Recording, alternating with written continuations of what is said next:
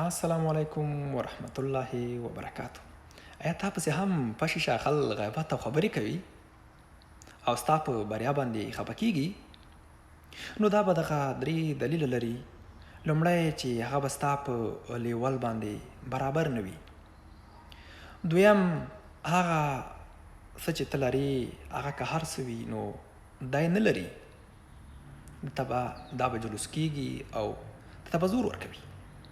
دریم دا غواړي چې ستا نه هغه لارې یا هغه چلونه ستا کړه وړه ځان ته کاپي کړي، خو نیسي کولی او یا هغه لاره ته چانس ته نه ورکوي.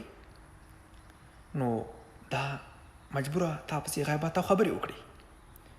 نو داسو انسانانو لپاره زما نصیحت ده چې دوی د نورو په بریا او زوال باندې خوشحالیږي. دوی داسې یو ډاکټر په لټه کې سي چې د دې د زړونو لپاره علاج وکړي، ځکه چې د دې زړونه زما او د ستا د بریا درد نسي زغملی او نسي اخیستلی. مننه.